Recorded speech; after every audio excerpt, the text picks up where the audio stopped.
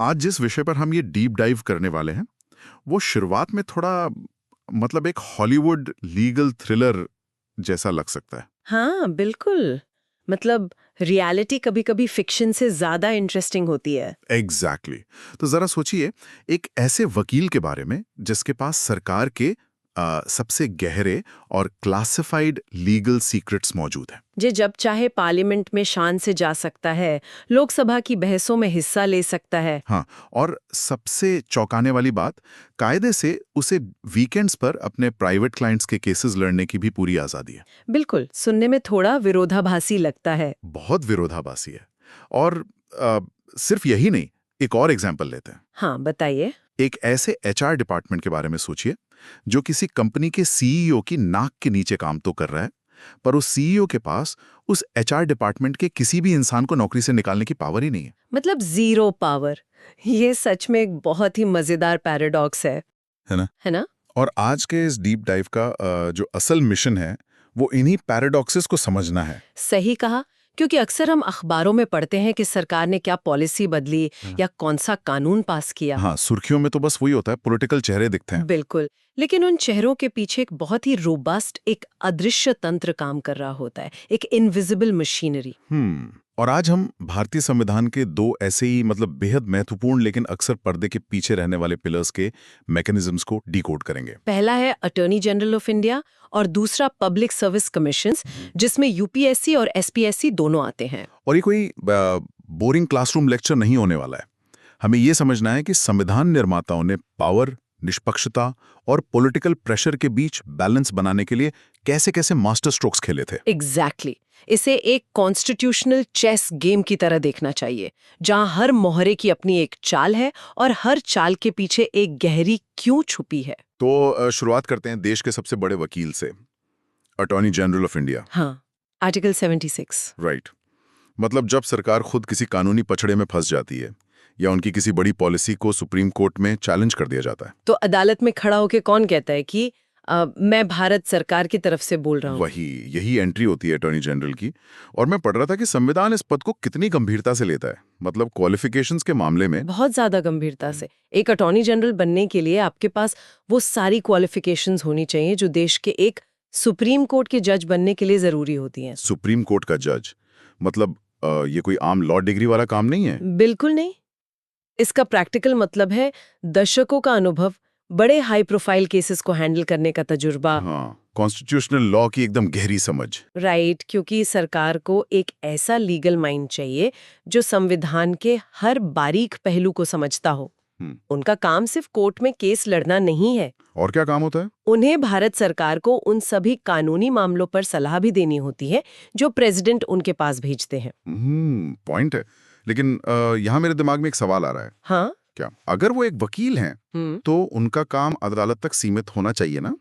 उन्हें पार्लियामेंट में जाने का अधिकार क्यों दिया गया है? यहीं पर अ सेपरेशन ऑफ पावर्स का एक बहुत ही खूबसूरत मैकेनिज्म दिखता है। अच्छा। हाँ, अटॉर्नी जनरल के पास ये खास अधिकार है कि वो लोकसभा, राज्यसभा और पार्लियामेंट की अलग-अलग कमेटियों की बैठकों में हिस्सा ले सकते हैं। मतलब वो बहस में बोल भी सकते हैं? बिल्कुल, अधिकार के साथ अपनी बात रख सकते हैं। और इसके पीछे का लॉजिक बहुत क्लियर है। क्या लॉजिक है?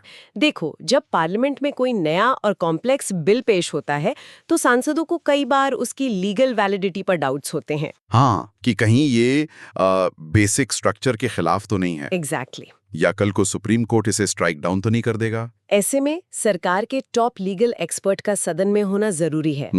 ताकि वो वहीं के वहीं लीगल पर्सपेक्टिव दे सकें। हाँ, लेकिन और ये एक बहुत बड़ी बाउंड्री है, जब उस बिल पर वोटिंग की बारी आती है तो अटॉर्नी जनरल के पास वोट देने का कोई अधिकार नहीं होता। ओह वेट, वोट नहीं दे सकते? नहीं, बिल्कुल नहीं।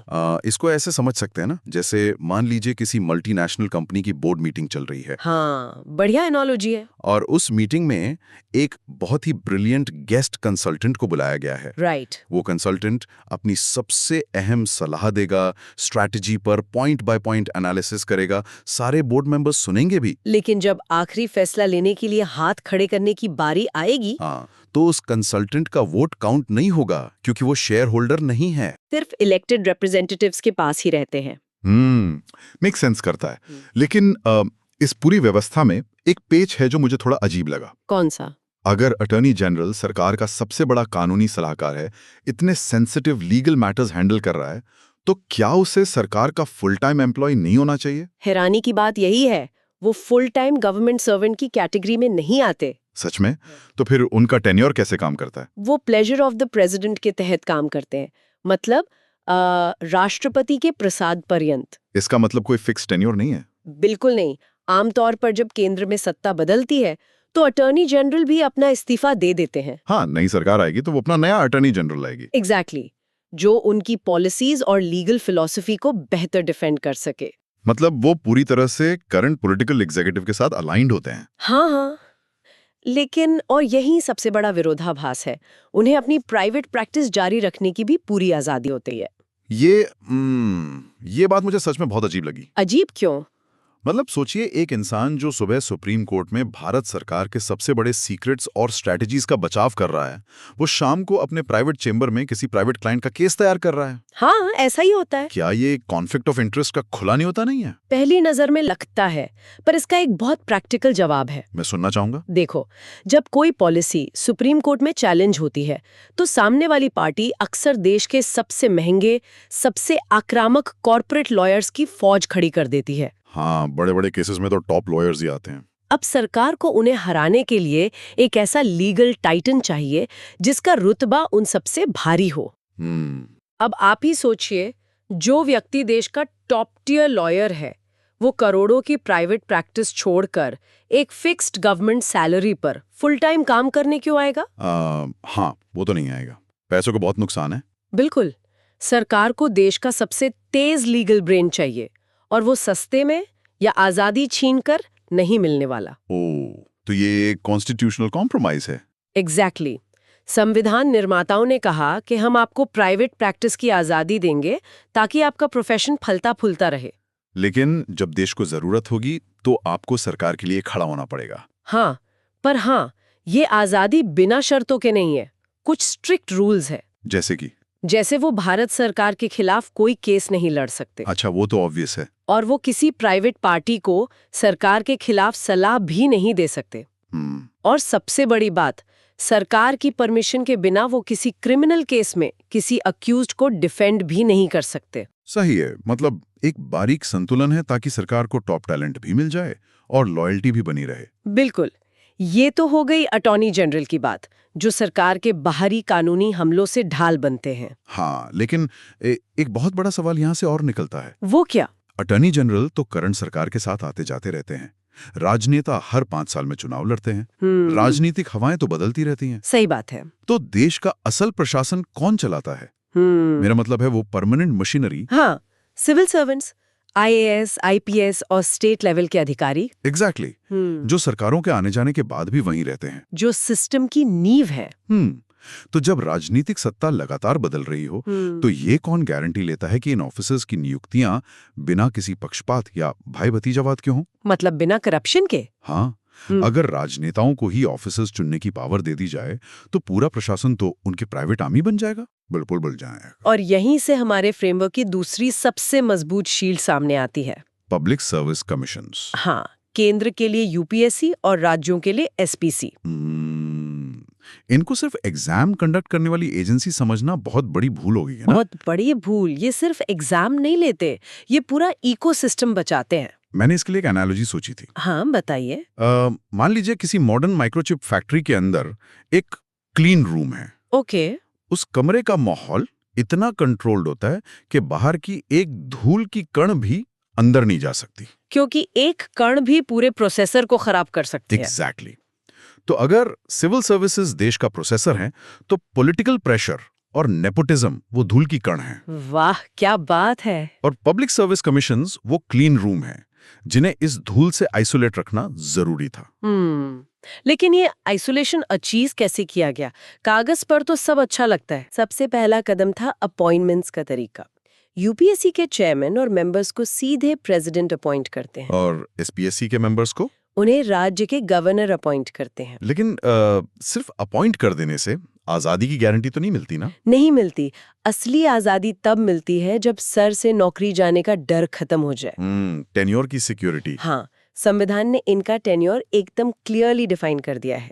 यूपीएससी के लिए 6 साल या 65 वर्ष की आयु, जो भी पहले हो। हाँ, और एसपीएससी के लिए 6 साल या 62 वर्ष की आयु। लेकिन यहाँ मुझे एक बहुत बड़ा लूपहोल नजर आ रहा है, खासकर स्टेट लेवल पर। अच्छा, कौन सा लूपहोल? देखिए, राज्य की राजनीति अक्सर बहुत पर्सनल होती है। मान लीजिए एसपीएससी का कोई मेंबर है और स्टेट के चीफ मिनिस्टर चाहते हैं कि उनके किसी खास रिश्तेदार को एडमिनिस्ट्रेशन में अच्छी पोस्ट मिल जाए, जो कि बहुत कॉमन पॉलिटिकल प्रेशर है। हाँ, तो सीएम सीधा उस एसपीएससी मेंबर को इशारा करते हैं, पर वो मेंबर प्रेशर में आने से मना कर देता है और सिर्फ मेरिट पर सिलेक्शन करता है। एक ईमानदार ऑफिसर की तरह। राइट। अब सीएम का रिएक्शन क्या होगा? वो तो चाहेंगे कि इस अड़ियल इंसान को तुरंत फायर कर दिया जाए। बिल्कुल चाहेंगे। और क्योंकि एसपीएससी मेंबर्स को गवर्नर ने अपॉइंट किया है और गवर्नर तो सीएम की सलाह पर ही काम करते हैं। हाँ, टेक्निकलिटी तो यही कहती है। तो सीएम जब चाहें गवर्नर को बोलकर उस एसपीएससी मेंबर को हटवा सकते हैं। और यहीं पर इस पूरी व्यवस्था का सबसे बड़ा आहा मोमेंट आता है। अच्छा, मैं कुछ मिस कर रहा हूँ? बहुत बड़ी चीज। संविधान निर्माताओं को पता था कि स्टेट लेवल पर प्रेशर कितना खतरनाक हो सकता है। तो उन्होंने क्या किया? उन्होंने रूल बनाया कि एसपीएससी मेंबर्स को अपॉइंट तो गवर्नर करेगा, लेकिन उन्हें हटाने का अधिकार गवर्नर के पास है ही नहीं। वेट, क्या गवर्नर नहीं हटा सकता?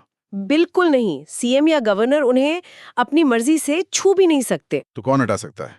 संविधान साफ कहता है कि एसपीएससी के किसी भी मेंबर को हटाने की पावर केवल और केवल भारत के प्रेसिडेंट के पास है। वाओ, मतलब राज्य की पॉलिटिक्स से पूरी तरह बाहर कर दिया। और बात यहीं खत्म नहीं होती। प्रेसिडेंट भी उन्हें अपनी मर्जी से या सिर्फ केंद्र सरकार के कहने पर रातों रात नहीं हटा सकते। तो प्रोसेस क्या है? अगर किसी मेंबर पर दुर्व्यवहार या अयोग्यता का आरोप लगता है तो प्रेसिडेंट उस मामले को सीधे सुप्रीम कोर्ट के पास जांच के लिए भेजते हैं। सुप्रीम कोर्ट इंक्वायरी करती है? हाँ, एक डिटेल्ड इंक्वायरी। और अगर सुप्रीम कोर्ट अपनी जांच में पाता है कि आरोप सही है, केवल तभी प्रेसिडेंट उन्हें हटा सकते हैं। ये तो मतलब सच में मास्टर स्ट्रोक है ना? सुप्रीम कोर्ट की ये सलाह प्रेसिडेंट पर बाइंडिंग भी होती है। जरा इस मैकेनिज्म की खूबसूरती देखिए। आप अपॉइंट स्टेट लेवल पे हो रहे हैं, काम स्टेट के लिए कर रहे हैं, लेकिन आपको हटाने की पावर सीधे सेंटर और जुडिशरी के हाथ में दे दी गई है। जानबूझकर इतना मुश्किल और पारदर्शी प्रोसेस बनाया गया है। हाँ, ताकि अगर कोई सीएम किसी रिक्रूटर पर अनैतिक दबाव डाले तो वो बिना डरे उसे झटक सके, क्योंकि उसे पता है कि सीएम उसकी नौकरी नहीं छीन सकता। एग्जैक्टली। यही स्ट्रक्चरल इंडिपेंडेंस ही सिविल सर्विसेज को जिंदा रखती है। लेकिन पब्लिक सर्विस कमीशंस का काम सिर्फ मेरिट पर लोगों को चुनना तो नहीं है ना? नहीं, बिल्कुल नहीं। अगर सिर्फ चुनना काम होता तो राजनेता उन ऑफिसर्स को नौकरी में आने के बाद परेशान कर सकते थे। हाँ, बार बार ट्रांसफर कर देना, प्रमोशन रोक देना, या झूठे आरोप लगाकर डिसमिस करने की कोशिश करना। तो इसमें कमीशन क्या करता है? यही कमीशन का वॉचडॉग वाला रोल आता है। आर्टिकल 320 के तहत उन्हें कुछ एडिशनल फंक्शंस दिए गए हैं। जैसे? मान लीजिए सरकार किसी ऑफिसर पर कोई डिसिप्लिनरी एक्शन लेना चाहती है, उसे निकालना चाहती है या रैंक कम करना चाहती है। ओके, मतलब एक एक्स्ट्रा लेयर ऑफ प्रोटेक्शन। हाँ, और एक और चीज, अगर कोई सिविल सर्वेंट ईमानदारी से काम कर रहा है और किसी कानूनी पचड़े में पड़ जाता है, मतलब किसी माफिया या नेता ने उस पर झूठा केस कर दिया, हाँ, तो उस ऑफिसर को कोर्ट के चक्कर काटने पड़ते हैं, जो बहुत महंगा होता है। लीगल फीस तो बहुत ज्यादा होती है। तो वो अधिकारी सरकार से अपने लीगल एक्सपेंसेस क्लेम कर सकता है, और इस दावे को पास करने से पहले भी सरकार को कमीशन से सलाह लेनी होती है। लेकिन मैंने सुना है कि कमीशन की सलाह सिर्फ एडवाइजरी होती है। हाँ, टेक्निकली सरकार उसे मानने के लिए बाध्य नहीं है। तो फिर इसका फायदा क्या है? अगर सरकार इग्नोर कर दे तो? अगर सरकार लगातार इग्नोर करती है तो उन्हें पार्लियामेंट या स्टेट लेजिस्लेचर में जवाब देना पड़ता है। ओह, मतलब रिकॉर्ड पर आ जाता है। बिल्कुल। कमीशन अपनी एनुअल रिपोर्ट में साफ बताता है कि किन मामलों में सरकार ने उनकी बात नहीं मानी। इससे तो विपक्ष को बैठे बिठाए मुद्दा मिल जाएगा, सरकार की काफी फजीहत हो सकती है। एग्जैक्टली, ट्रांसपेरेंसी ही सबसे बड़ा हथियार है। तो अगर इन सारी कड़ियों को जोड़कर देखें तो संविधान का पूरा ब्लूप्रिंट समझ आ जाता है। हाँ, कॉन्स्टिट्यूएंट असेंबली ने अलग अलग देशों के मॉडल्स को सिर्फ कॉपी पेस्ट नहीं किया, उन्हें ब्रिलियंटली सिंथेसाइज किया है। मतलब एक तरफ हमारे पास अटॉर्नी जनरल हैं, जो एग्जीक्यूटिव के कानूनी हथियार हैं। हाँ, वो फ्लेक्सिबली डिजाइन किए गए हैं। नई सरकार, नया अटॉर्नी जनरल। प्राइवेट प्रैक्टिस की छूट है प्रैक्टिकलिटी का सिंबल। और दूसरी तरफ पब्लिक सर्विस कमीशंस हैं, जो एकदम रिजिड और परमानेंट है। जिन्हें जानबूझकर सत्ता के सीधे कंट्रोल से बाहर रखा गया है। बिल्कुल। जहां अटॉर्नी जनरल पॉलिटिकल चेहरे के साथ बदलता है, कमिशंस राजनीतिक तूफानों में भी अडिग खड़े रहते हैं। क्योंकि आखिरकार लोकतंत्र सिर्फ हर 5 साल में चुनाव जीतने का नाम नहीं है। सही बात है। चुनाव जीतना तो बस गाड़ी की चाबी हासिल करना है।